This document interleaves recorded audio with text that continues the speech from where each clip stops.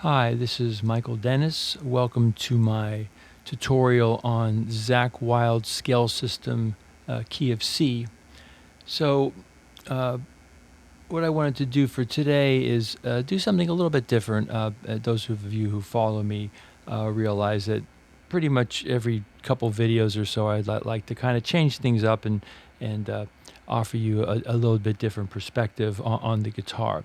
So what I'm going to do for today is I'm going to talk just briefly about my background, just so maybe it gives you a little bit better perspective of what you're going to be hearing here. And I always put some kind of chapter markings on these videos so that you can always skip ahead if you're not interested in my background. So I'm almost as old as Jimmy Bruno, if you know who that he is, from Philadelphia. So I've been doing this for many decades. Playing guitar, teaching, and I was teaching back in music stores. Back in the early '90s. Before YouTube. So I've just met one-on-one with people. Doing guitar lessons. So I have a lot of background teaching, different styles of guitar, Jimi Hendrix, Eagles, blues, classical guitar, a little bit of flamenco, blues, just whatever the style of the day was. Certain things I didn't study, like Van Halen. By the time Van Halen came along, all these guys were coming into the music store playing like Van Halen or Stevie Ray Vaughan, and I just never followed that trend because by that time I had already been playing for many years, and I just knew what I could do. I knew a lot about reading music, and this is a C chord, this is an A note, things like that. So I did that for many years. Played gigs, played wedding gigs, church weddings, things like that. And then I guess that was early. I'm trying to think when that would have been in the early '90s. I'm trying to think, 99 or so. I got into YouTube, and my son, he was 10 years old at the time. He helped me set up my channel and things like that. So I did that for about 10 years or so, doing different kind of videos, doing a lot of chord melody stuff, and then around 2020 when all the things started changing in the world, and I just got very frustrated with the whole situation that was happening, and I just was frustrated, and I just deleted my whole channel. It was Mick Dennis 4. So I just just deleted that. I just thought about it for a couple of days, and I was just so angry and frustrated with everything that I just deleted the whole channel. It was like 10 years of I had over 2,000 subscribers, had 400 some videos. I just deleted the whole thing. Mick Dennis 4. So I'm that guy. So then about a year went by or so, and then my family and friends said, "Hey, Mick, hey, why don't you get back into the making videos?" So then I guess this was about a year or so ago. I started making these videos again and posting some of my old videos. So that's where we are today. So what I'm going to be talking about today is it comes from back in the day. I would make these studies, and I was studying guitar and teaching things to people, teaching different concepts. So I ran across this Zack Wylde scale system. Now back then, I had a huge collection of magazines. The Guitar World, Guitar for the Practicing Musician, Guitar Player. So I would run across these different concepts. So what I'll be presenting today will be the Zack Wylde scale system. There'll be a PDF. Down below in the description, and then you can follow some of these concepts. Now, this is something I've been, just pulled out, of my archives maybe a couple weeks ago. So I've been kind of playing around with this system and just noticing some different things about it. So this tutorial today will be me kind of free-forming about some things that I think are interesting about the Zack Wylde scale system. And as a lot of these videos are, some things are planned, some things are I'm just going to leave up to the moment and the spontaneity. I think that's how music is. You have, if we're going to play a tune, we're going to play, blue bossa, we're going to play, all blues. But then what happens between the musicians in the moment, the improvisation, that's what creates the magic. So, okay, so here we go into the actual tutorial. So what I'll do today is I'll do something I've done previously. Is I'm going to take the bottom 4 strings of these scales. And I'm just going to kind of do that as a warm up. Okay, so I'll say the note names, ascending but not descending. Okay, so we're in the key of C. So we're going to start with that low E note. Okay, so E, F, G, A, B, C, D, E, F, G, A, B. Descending. All right, so that might be kind of considered kind of Phrygian.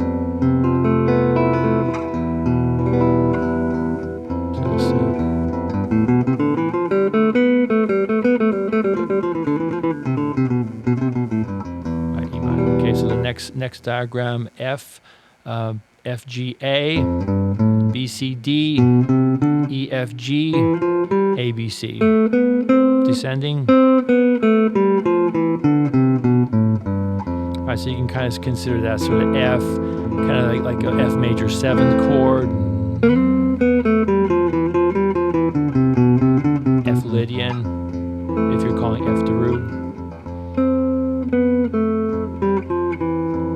Right, so that's something that I might mess with a little bit as I'm getting warmed up. And now right off the bat, that's a pretty big stretch. So I wouldn't necessarily say do that right away.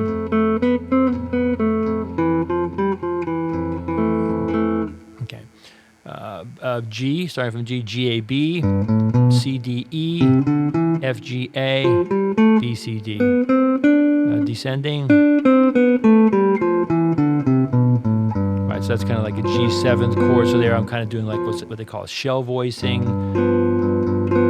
Right. So then if you have your shell voicing, then if you look at these different diagrams, it gives you some indication of how to embellish the chord. Joe Diorio talks about that. I think I've talked about him, right brain guitars, where he talks about, well, take a shape that you know, and then try moving stuff around. So the F down to E, or the B down to A, kind of a G9 sound, or like I did in the previous example. So this is something that I practice a lot, is just kind of holding a bass note and then creating a melody on top of that. This is a little bit challenging, so you just have to make sure that you're either warmed up or maybe try these concepts as they go higher up on the net.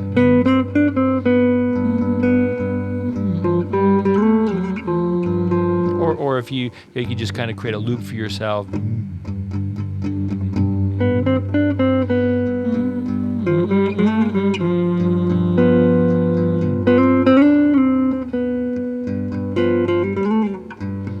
G. Now going to A, that's the 4th diagram, A, B, C, D, E, F, G, A, B, C, D, E.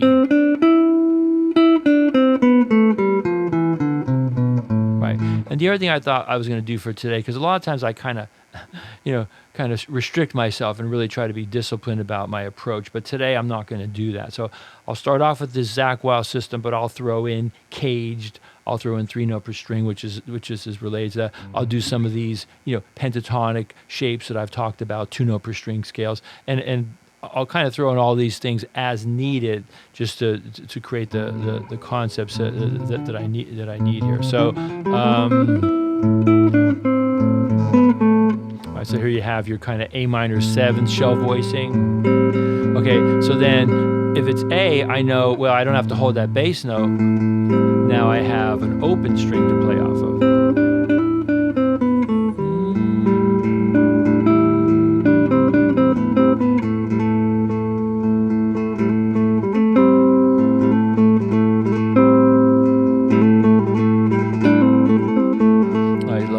Kind of like a McLaughlin kind of stuff. And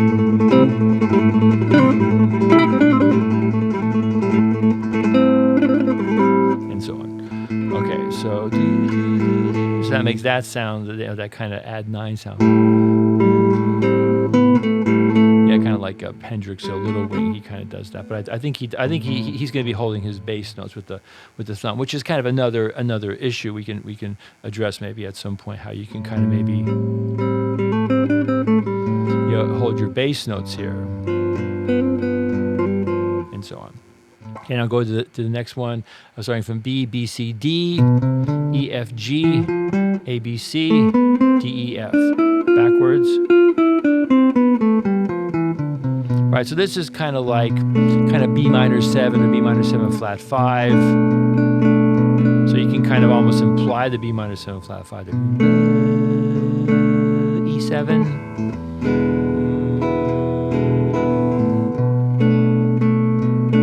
In context, you kind of hear it like the flat 5, and then it resolve with A minor, like a minor 2/5, like Black Orpheus.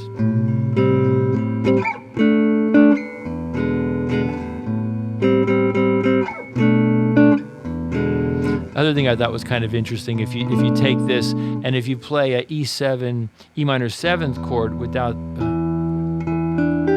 E D G. Without the G sharp, it kind of still sounds like it could be the 5 chord. So you have B minor, I'm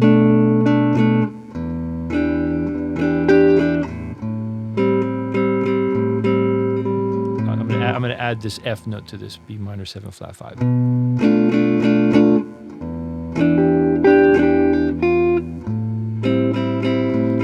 Kind of an interesting approach there. So I'm taking my B minor 7 flat 5 chord. I'm playing E D G, low E. I'm saying, well, that's functioning as the dominant chord, and then resolving down to this A minor 7th chord, either shell voicing or kind of this triad. So this is a fingering that I like to do. I was running into a guy. Oh God, what's that guy's name? 7-string guitar player, Herberston or something, Herberson, and I saw him doing voicings like that, where he was doing crossing the finger over. And there was another guy, another 7-string guy at University of Texas, I can't think of his name, and he was doing the same fingering, and so he I guess he was playing 7-string guitar, and he thought that was a good fingering. Okay, a little bit of tangent there. Okay, so this is kind of how I might practice when I'm picking up my guitar, having my morning coffee or whatever. Morning coffee, shout out to Venus Theory. I like that guy's videos too. He's somebody I follow a lot. I find his videos very, very inspirational and very well done, and he's got a great voice, and he's very interesting to listen to. So I'm just kind of warming, like I said, I'm just kind of warming up. Getting ready to get into some whatever concepts. Okay, so next diagram: C, D, E, F, G, A, B, C, D, E, F, G.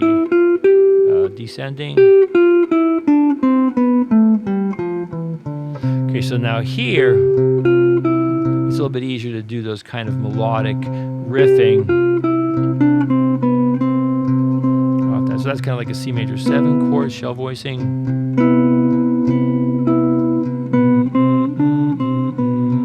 Now here I thought it was kind of interesting. Da, da, da.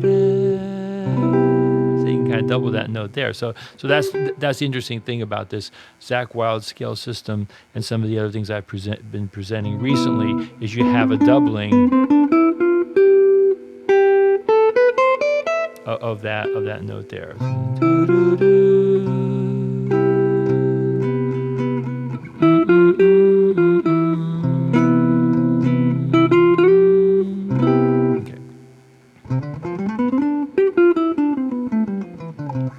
C major 7, now D, kind of D minor 7 shell voicing. Okay, so let's go to next diagram: D, E, F, G, A, B, C, D, E, F, G, A. Descending. All right, so you got your shell voicing. Now this is also in your key of C. This would be Dorian. So you have these. So you can slide inner 2-string. 3 strings, the F triad to G triad. Yeah, So I use the term often in my descriptions, extract out this or that. So you can extract out these fourth intervals, you can extract out these triads, right, very, very common sound, or these third intervals, right, you hear the I want you. Yeah, a lot of people use that sound, double of, so you have your third intervals, and then I have this typical bluesy bend, She's So Heavy, I Want You from Beatles. And then you have D minor triad on top, or D minor 7. So all those are movable.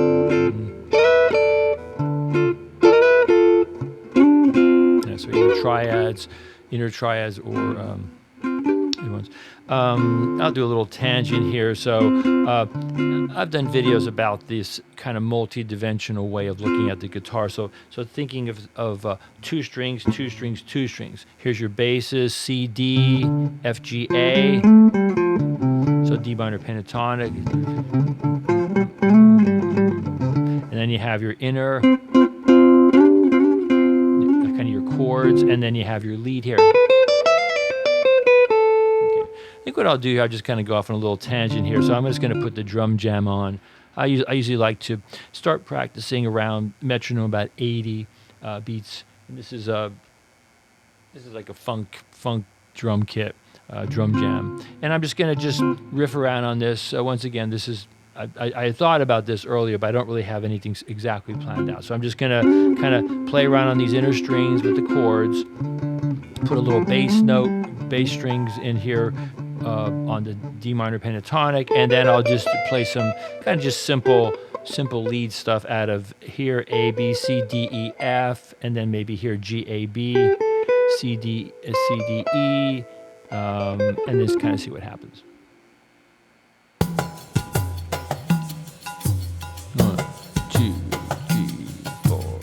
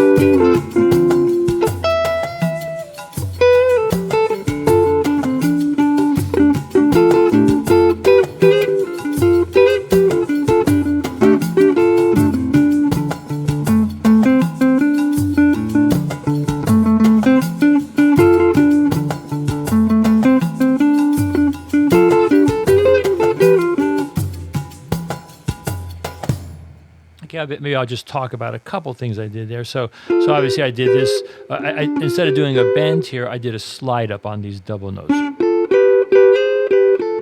That's kind of cool. And then I threw in the flatted fifth here. And I've talked about it in other videos. So you have your pentatonic, or you have your blues scale. So I did slides here. Oh yeah, and then I also went down. So I talk a lot about these kind of symmetrical patterns. How there's places on the fingerboard where it's the same pattern on adjacent strings. So if you start from this G note, so this would be on the second, on the fourth scale, fourth pattern, or G A B, C D E. Then the next one A B C, D E F. Then the next one, B, C, D, E, F, G, and then the final one, C, D, E, F, G, A. So you look on those inner,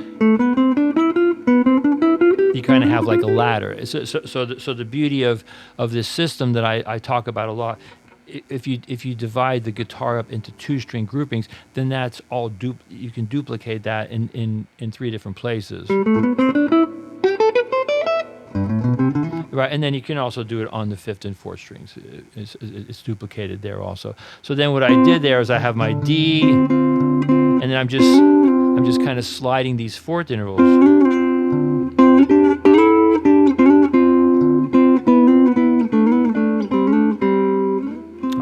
That's kind of what I did there. So I think that, oh yeah, and then I also did this kind of, I'm doing this kind of typical bluesing. I've done these before.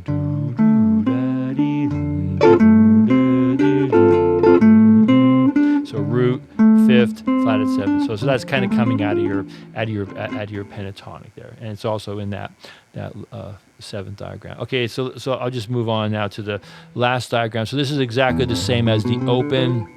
So E F G, A B C, D E F, G A B, descending.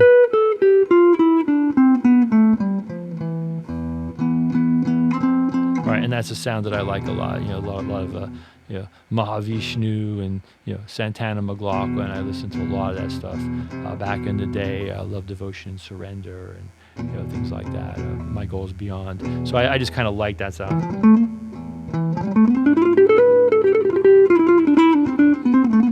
So that's a big part of my practicing. I like to do kind of sequencing.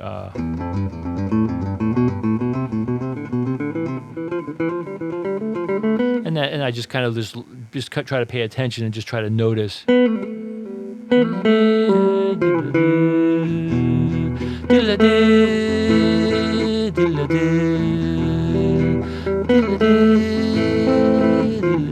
I just kind of look for and listen for how melodic phrases are landing into chord tones. I just kind of make up riffs on my own and just kind of have fun.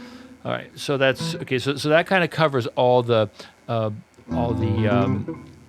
8 diagrams there. So then the other thing I'll talk about is, so then when you're doing the lead guitar, so the beauty of this system is if you think about it as either 2 strings or 4 strings. So the 4 strings, all the patterns are the same. So as you're moving these around, no matter what key you're in, the fingers are the same. So then if you go to the top 2 strings, so B, C, D, right? So that ladder is all the same as what I just did on the middle 2 strings. So I just think that's a really good way to organize the fingerboard and learn the fingerboard. And then I'll kind of reiterate this point. With these hexatonic patterns, 6-note patterns, the outer notes are all the diatonic 7 chords. So maybe we'll talk about this. So B, D, E, G is an E minor 7 chord. It's also Layla, right? Okay. So then the other thing about the guitar is it's a lot of things are movable. So if this is movable here, so then if I move it here, B, D, E, G. Okay, so if that's an E minor 7th chord, then that's a minor 7th lick. Then if I go to 5th fret, A minor. If I go to the 10th fret, D minor. Right, that's just Layla, and that's all movable. So that's up to you to kind of move that around. Okay, so I'm gonna go back to here. So this is the 2nd diagram: C, D, E, F, G, A. Backward. That's a hexatonic scale. So I'll just caution you right now. So depending on your hand size and depending on how warmed up you are, you don't necessarily have to do everything as a stretch finger. And I've tried to kind of emphasize that, and I'll say it again. So there's nothing wrong with saying, well, I'll just slide there. And in some ways, that's kind of more interesting. So on a C chord or C major 7.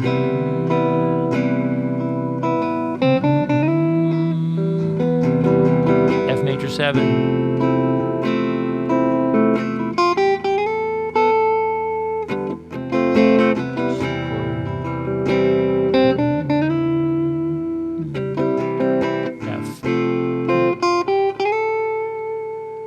So that's just something to think about. So this just gives you a matrix of notes, but you don't necessarily have to finger everything sort of strictly. I'll do a little tangent here. So I just did like a C to an F chord. So what you'll notice here, C, D, E, G, A, C major pentatonic. So I've talked about this, about you take your hexatonic scales and you take out one note and you have pentatonic. I had this idea of doing a whole video about this, but it's kind of crept into all of my stuff. So I'm on a C chord.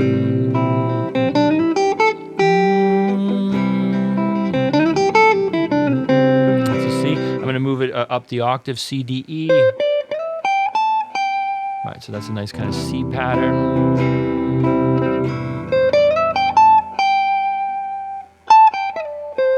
Very, very typical, but very, very useful. Okay, and then I'll just kind of throw in these blues notes. Right.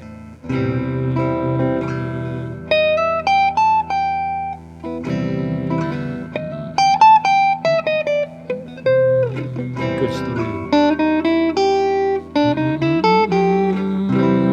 Okay, now I'll go on to F major. Okay, so then if you go C, D, F, G, A, that's F major pentatonic.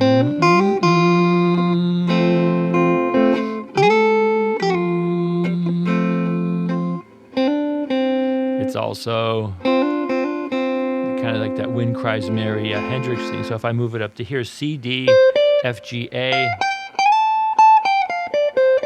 Right, so F chord. So you have bar here. That's coming out of F major pentatonic.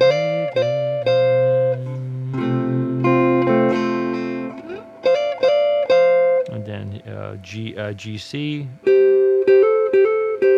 F.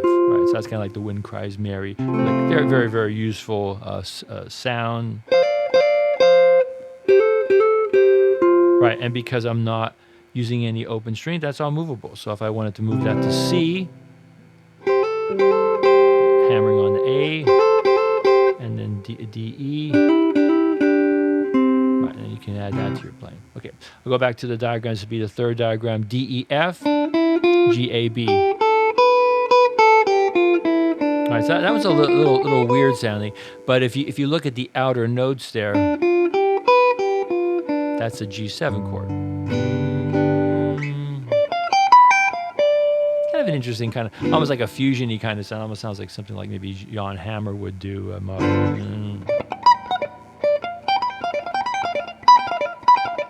Kind of sounds kind of fusion-y to me.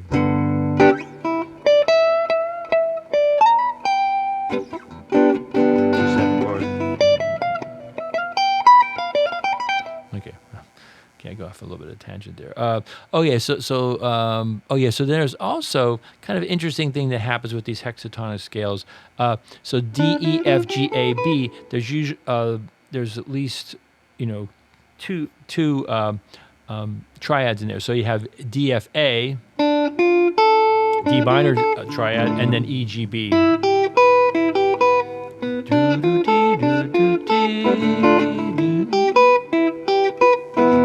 D minor to E minor.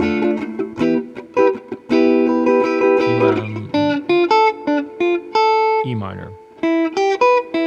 Okay, so then as you're working with this stuff, you can decide, well, there's two different fingerings. Is there a particular fingering I like better? So D minor like this, E minor like this, or E minor like this, D minor like this. So depending on what you're doing. D minor, E minor, or D minor like this, E minor like this. Yeah, so that's just part of exploring the guitar. Okay, so now I'm going to the fifth position, E, F, G, A, B, C.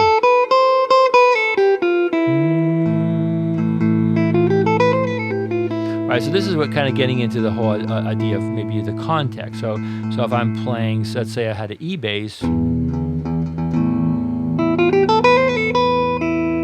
of sounds Phrygian, right?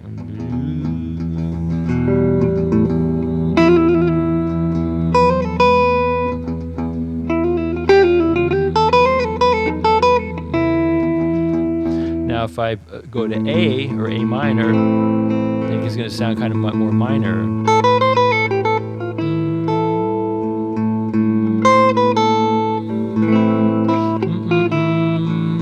And you also notice the outer part of this, A, C, E, G, is A minor 7th chord. Right. So then you can kind of hear why pentatonic is so useful. Right, because there's all your notes of your chord, A minor.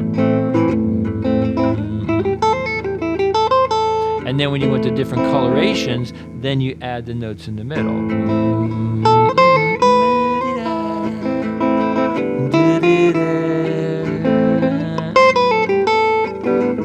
Right, the other thing I was noticing when I was kind of thinking through this, so you got your A minor chord, right? So, let's do it like this. So A minor, okay. Then you also have your D minor chord right here, A, D, F, and then you also have your E minor triad.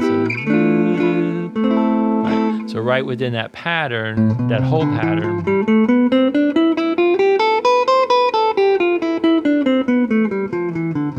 you have different A minor chords, or A minor 7th chord, and then you have these D minor triads, D bass, E minor. So I thought that was kind of interesting.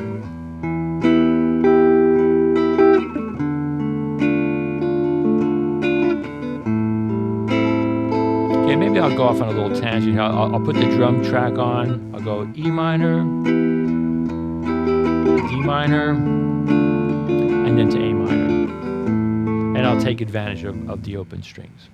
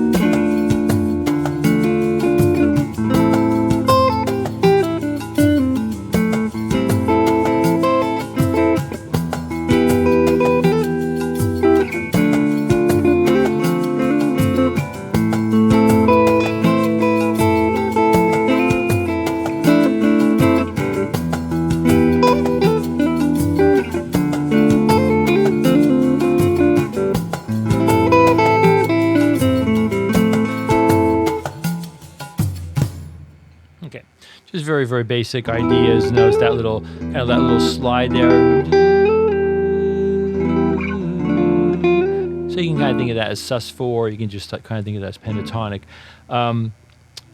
Yeah, nothing too extraordinary there. I will talk about this device here. This is something I discovered back when I was a teenager. I was, I don't know, maybe I was listening to like, Thin Lizzy. What was that one? They had all those jazz chords in the beginning. What was that one? Boys Are Back in Town, I guess it is. Cowboy song. So I'm just playing an E minor 7th chord, but I thought, well, what can I do to that chord? So that was kind of my, so I can add this note, I can add this note, and that. So that was kind of just something I discovered early as an older teen, and I thought, well, that's something I can always add to those chords. And I'm just doing a hammer pull out, and then the same thing with the D minor.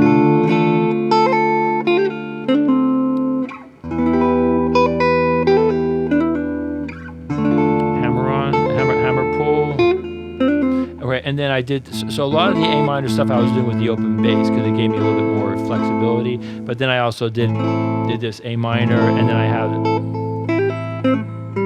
have different notes that I can add to that chord. Okay, so moving back, say this is the second line, fifth diagram, F G A, B C D. So there you have the F triad, F A C, and G B D. So if you're doing like kind of a Grateful Dead kind of sound.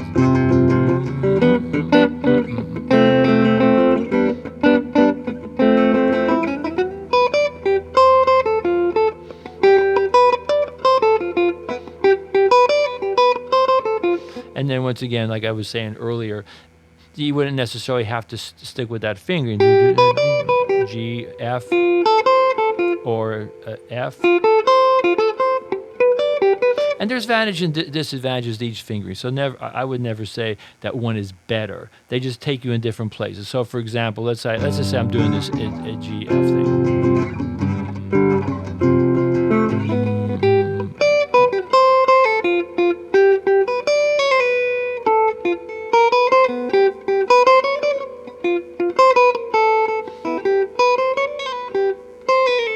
So I can add in some of that chromaticism there.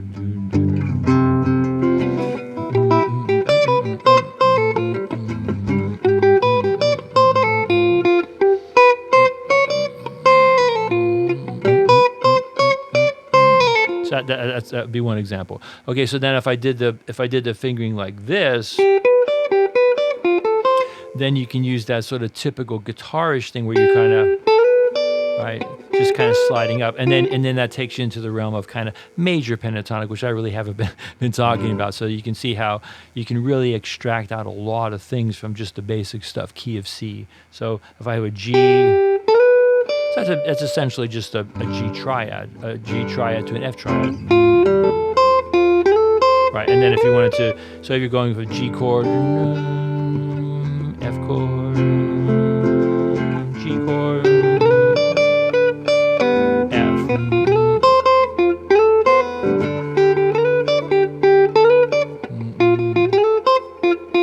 And then throwing in the pentatonic. Okay, so this is something that a lot of jazz players talk about.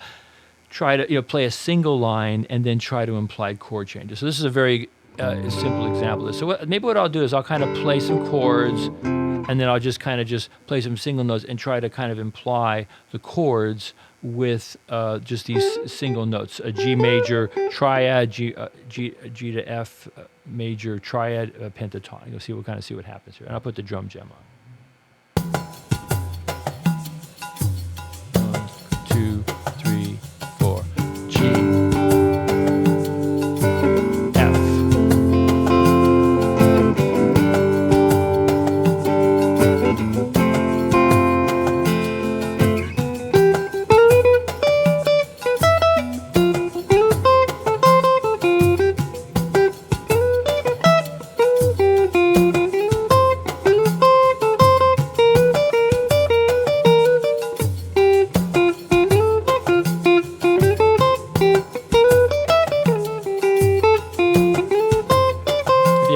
You can play a little bit here.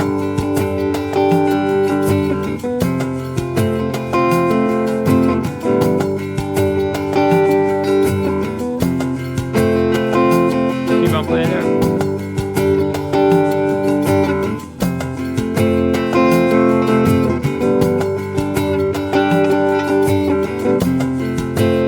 I'll play a little bit here.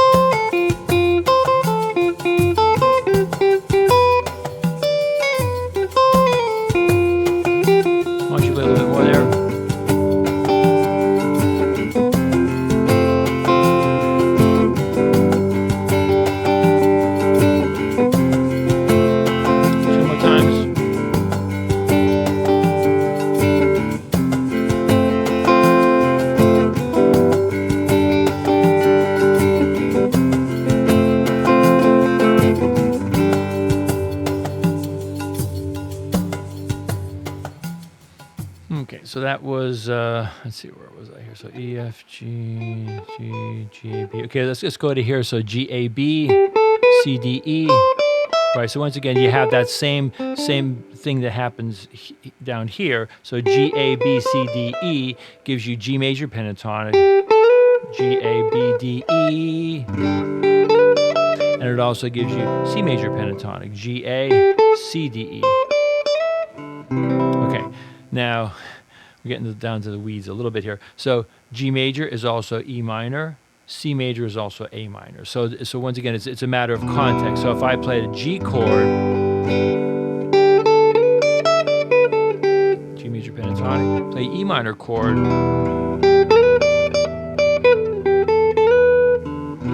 G chord, E minor. Okay, and then the same thing happens with the C chord. There's that Hendrix lick, or double stop. Now I'm going to the next fifth string there. And then also A minor pentatonic.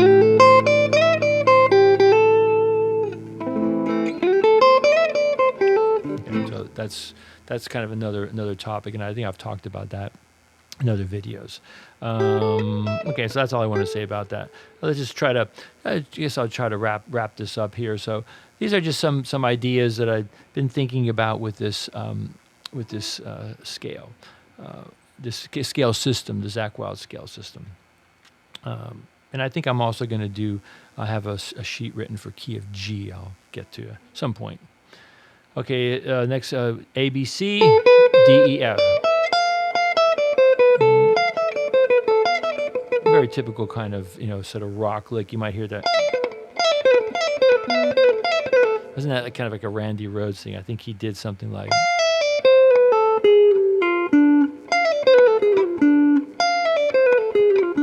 That's the kind of a sound I like.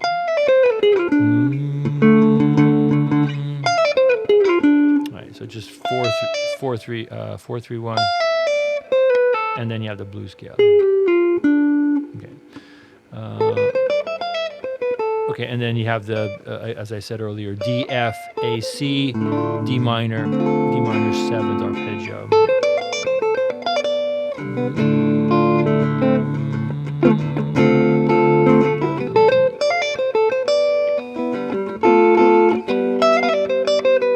All right, so those notes in the middle, the 9 and the 6 give you kind of a Dorian sound, or just you can just think of it as just a minor sound. Okay, and then last but not least, this kind of takes you back to where we started: B, C, D, E, F, G. All right, so I kind of associate this with kind of like that Phrygian sound: E minor to F major 7. Is that David Bowie?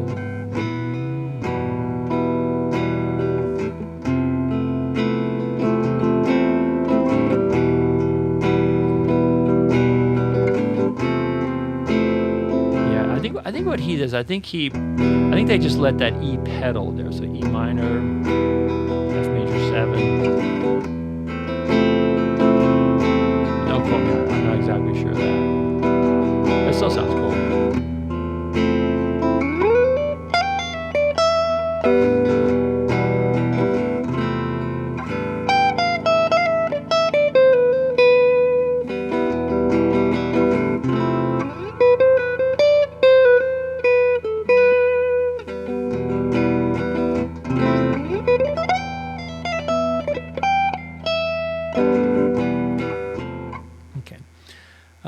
Actually, I do want to throw one more thing in here. So one of the other things I discovered here is just kind of an interesting way of looking at power chords. So if you look at, like, say, the first diagram, this is kind of like all your metal has a little note. So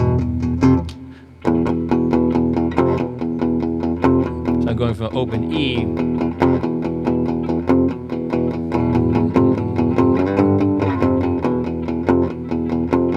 So that's just, and then the same thing here. Actually, it doesn't work there. So that was the one thing, and then the other thing was if you come to here, so G D, A B, C D, C G, and then D. Yeah. So I thought that was kind of interesting. And then what you can do here, you can on this chord here, you can take this note here and slide it up. Now it's a little bit of a stretch there, so it's not too bad there. So A chord, A power chord, and then D chord.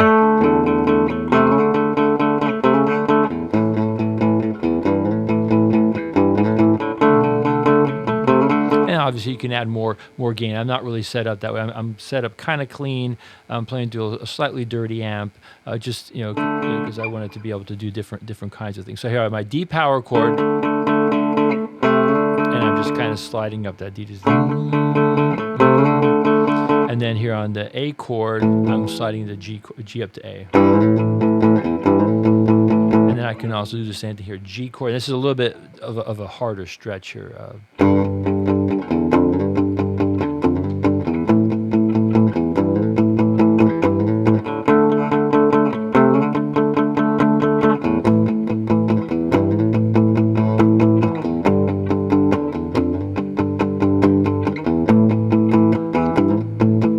Okay, folks. So if you write a hit song with my riff, please, throw me a couple dollar bills for helping you out with your riff. So D chord, A,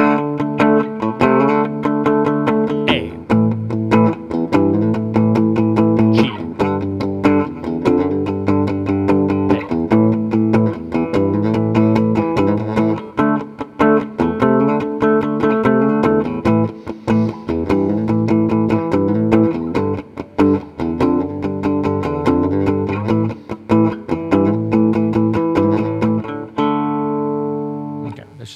couple ideas. All right, I guess I'll be traditional here. I'll end off with some kind of improvisation. Once again, I have nothing planned, which that's kind of fun with an improvisation. So it's kind of live without a net.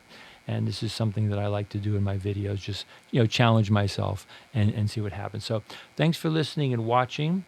And this is just one scale system, the Zack Wylde scale system. You can explore this and come up with some of your own ideas, and hopefully they're much better than what I came up with. And that's the idea of sharing your knowledge and your experience on YouTube, is that you're going to maybe help out somebody else. So here comes the Drum Jam. Thanks for listening and watching, and here's my improvisation.